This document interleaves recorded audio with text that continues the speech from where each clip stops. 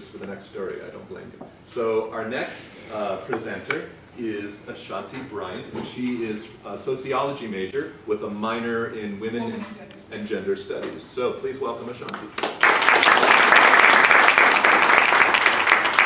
Thank you. So as Drew said, my name is Ashanti, and I was fortunate enough to go to Rwanda this year, and my presentation is entitled Defying Barriers.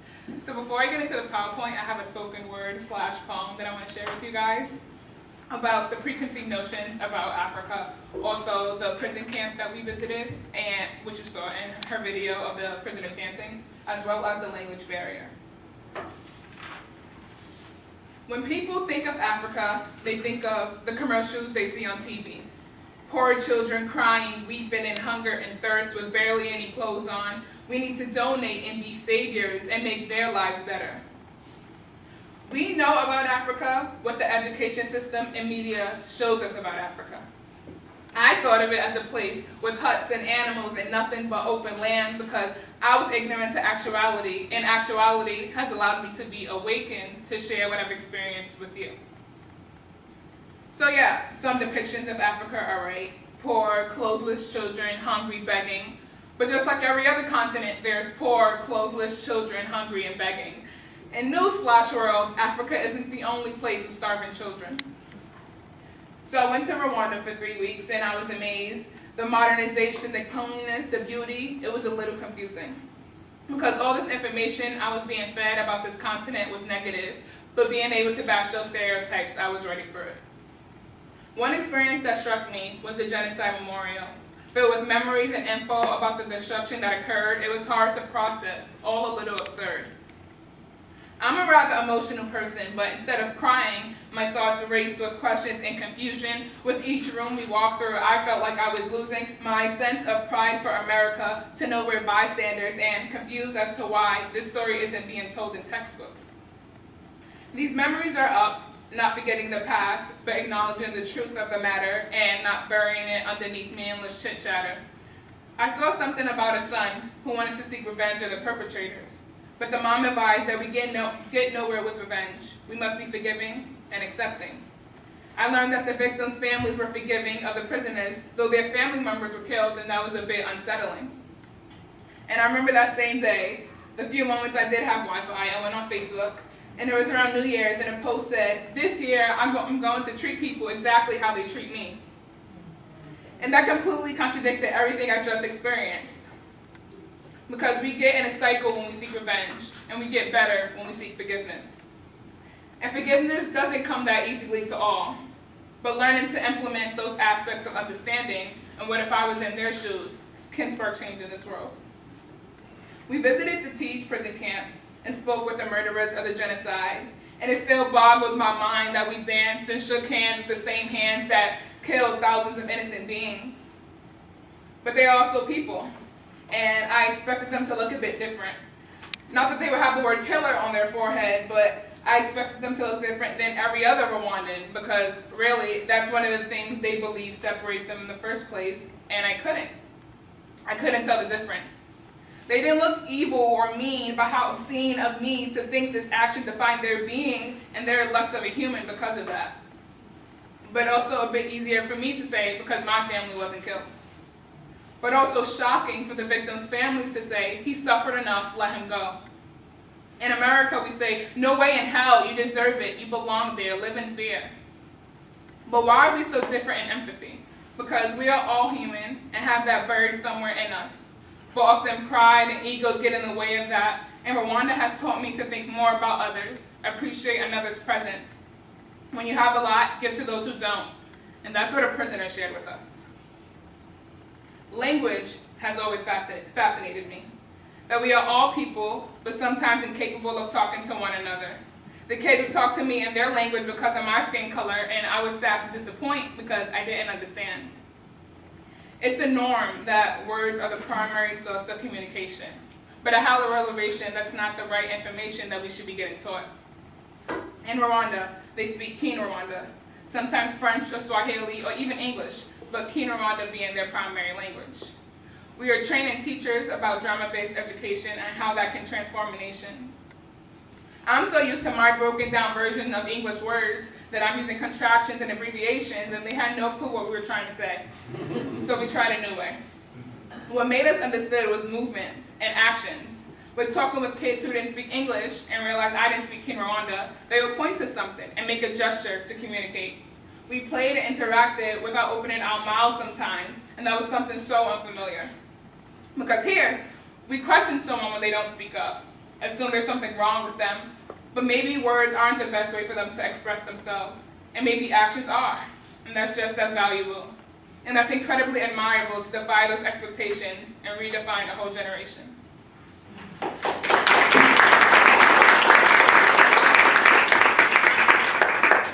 Okay, so this was at the Teach prison camp, which I mentioned in the spoken word piece. And so this is Eric, who is a dear friend and an amazing person. He was also our tour guide and our translator. And it was really brave of him because most of his family was killed in a genocide. And a couple of days after he was our translator, sometimes he wondered, why did he do this? Why was he translating? It was a eerie feeling for him, but he defied that barrier and helped us and knew he was doing something that made us feel good and that was helping him. So he translated what one of the prisoners said, and they said at the Teach prison camp, they're taught to ask for forgiveness, to confess, and they were informed how to face their families. This camp is for those who committed acts during the genocide, and they come here and it's about reconciliation and rehabilitation, and they rebuild the land they destroyed, and about making them better people for when they leave, instead of making them angrier than they were when they came in. I spoke about language as well in the piece, and we often say actions speak louder than words, but don't embody that as much as we should. In this photo, we were at the Congolese refugee camp, which is a refugee camp of about 20,000 people. And we had to be very animated, very big, because we have that language barrier. We have to show what we meant. So whether we were pointing to the sky or we were shy, we had to embody what that meant.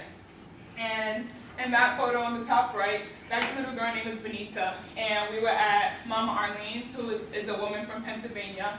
And she started an orphanage in Rwanda. So we stayed there for 4 days. And on this last day, me and Benita were playing. She never told me her name, never spoke to me, never said a word, but I learned her name from someone else. And we were playing, and I was just lifting her up and like catching her in the air. And then I sat back down because I was tired, and she like ran back over to me and lifted her arms up. And I understood that meant she wanted to play again. So though she didn't say anything to me, we have that universal body language of her saying, I want to be picked back up. And also, we don't encourage nonverbal education as much as we should. So in classrooms, teachers rely on their students to be involved and engaged and verbally say something to show they're learning or to show they're paying attention. But some students, that doesn't work for them, whether they came from another country, whether they have a strong accent and aren't comfortable speaking up in class, or whether they're shy or just have anxiety. That's not the way a lot of people are comfortable learning. So we need to find other ways to accommodate and be more inclusive of other people. It's easier when you have a younger group of people, so if you're learning math, like the basics of math, instead of giving them those little building blocks where they could build the actual pieces, let them embody what it is to be that building block. Have one person be 1 and 2 and just add it together. It's easier and a more fun way for them to learn.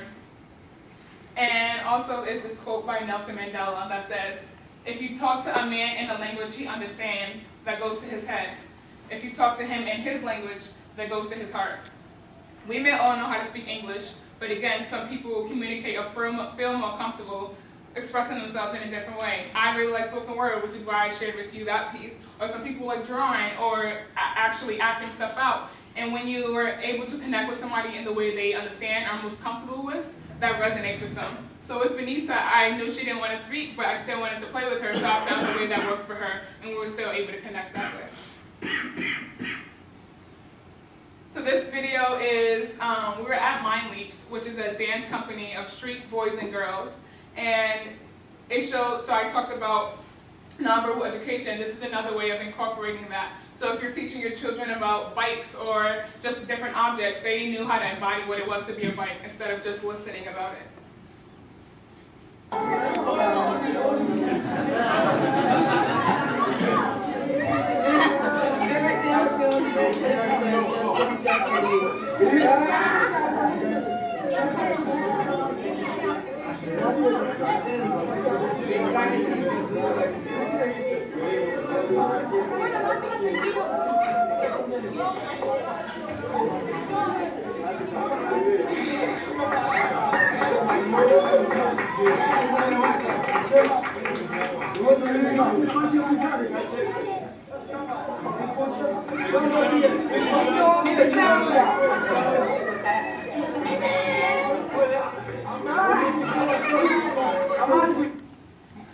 So watching this while we were there, I was like just so dumbfounded. It was amazing because they didn't just like pretend they were on a bike. They hopped on each other and got under each other and physically had fun with it, trying to embody or show the other group what they were doing, and they guessed the bike, and it was such a creative and authentic way for them to exemplify that.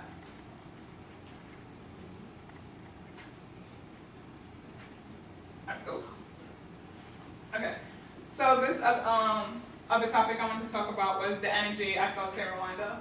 And everywhere we go, everyone was very welcoming and laughing and singing and dancing and waving. And it was nice to know our presence was welcomed, whether that was because we were Americans or not, I'm not sure, but it was still nice to know our presence was appreciated. And there was one specific moment that resonated with me when we were traveling back to America, and we were in the airport, and Tolo and I, which is the girl on the left in the top photo, happened to be in front of everyone else. And it was really slow, the lines were long, and it was taking a while. And we stopped in front of baggage claim, and we were talking to this guy who was taking out bags. His name was Lalani. Never remembered a guy who took my baggage claims, my baggage, but like we resonated with him and we spoke to him. And often these people have name tags, but we don't look or we don't personalize that interaction we have with him. So we were talking, just like, how's it going? Hey, Lalani, why's it taking so long? But being able to put a name to his face was incredible, and just it made the experience of even going home so much better because we had that good energy. And each checkpoint we went through the airport, we were speaking to everyone and just putting a name to them and asking them how they're doing. And we often distance ourselves from those who are working, whether it's a waiter in a restaurant or a barista. We don't personalize those interactions. And traveling may seem like this, you want to get to the destination already, and some dreadful experience, but being able to really interact with other people, recognize that other people have stories to tell, they have personalities and families, makes the experience so much better. And I wanted to share this quote from the movie Her. It says, "Sometimes I look at people and I make myself try and feel them as more than just a random person walking by. I imagine like how deeply they fall in love, or okay, but you get the point." I think the idea of not saying you should go around and like analyze everyone's love story, but that everybody has a story to share, and everybody has something that resonates with them, and something they're struggling about, and recognizing that about other people can bring people together and just unite them. And I wanted to share some of those stories. So if you guys know Humans of New York, it's an Instagram page, also a book now, and a photographer in New York stops random people, and they all have stories to share. This person, the photographer, asks, "Who influenced you the most?" And he says, "My principal, Miss Lopez." "How has she influenced you?" "When we get in trouble, she doesn't suspend us. She calls us to her office and explains to us how society was built down around us. And she tells us that each time somebody fails out of school, a new jail cell gets built. And one time she made every student stand up one at a time, and she told each one of us that we matter." And often I feel either teachers or those who administrators, it's obviously a massive group of people, and they may not be able to connect with every student and kind of see them as a big group, but when you're able to point out why each one of them matter, why each one of them are important, you're able to connect and influence lives, and I think that was incredible. And this was another story shared by the man on the left, and he says, "My dad left us at a very young age, and my mom didn't know English. We never had anyone to help us with our homework. My stepfather beat us every day. Sometimes he'll whip us with extension cords. When I was 13, I threw a brick at him and broke one of his ribs, so I had to run away. I moved into a crack house where they let you sleep there if you help sell drugs. I live in a shelter now. I've spent over 20 years of my life in prison. I want my son to have a different life than me, but I can't even help him with his homework. I don't know my timetable or anything." And this last one, generally if people see this, they're gonna be like, "What is this person doing? He's probably on drugs, he looks crazy." But the photographer asked, "What do you feel most guilty about?" And he said, "My mom doesn't know that I'm married to a man." And this might might be how he feels most comfortable. This is how he may feel most true to himself, because he's not out to his mom. And we all have those stories and all have those struggles, and we make these assumptions about people's lives. But when we are able to recognize that other people are human, it makes life just able to recognize and be equal with each other. And as someone who wants to get involved in advocacy for equality when I get older, the core of equality is recognizing that other people are human. Everybody has their struggles and stories to share. So I wanted to share this quote by Nelson Mandela before I read another spoken word piece. No one is born hating another person because of the color of his skin or his background or his religion. People must learn to hate, and if they can learn to hate, they can be taught to love, for love comes more naturally to the human heart than its opposite. And I wanted to bring it back to modern day American issues, specifically police brutality, and end with the spoken word piece. The core of most issues in the world is the lack of recognizing another's humanness. From police brutality, bullying, murder, is because people don't recognize this. We may not know everyone in the world and not like everyone, but we are all human. All skeletons with skin and flesh, and it sucks that we may not see how lucky we're blessed. We've been placed on this earth and all have a purpose, and with compassion and openness, that purpose can surface. But barriers and roadblocks stop us along the way. We get distracted and blinded of our purpose, and it causes a delay.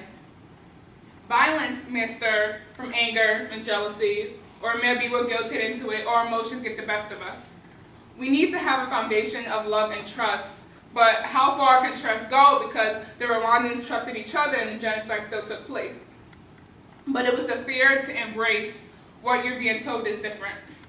We have some of our police killing unarmed black kids because of the color of their skin, saying he was a threat, and they've been conditioned to have an intolerant mindset, to feed into these stereotypes and assume they're right and kill those they don't like.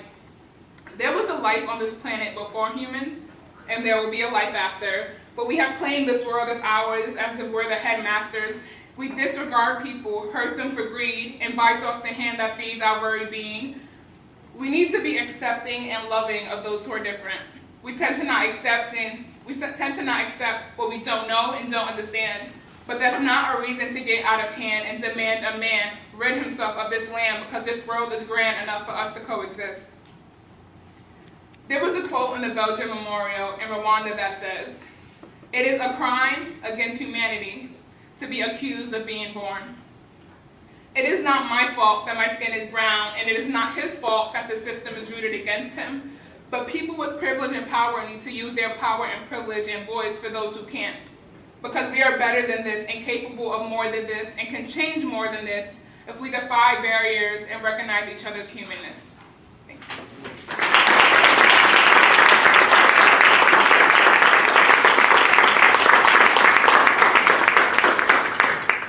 I'm sorry our students don't have much to say. Ashanti Bryant.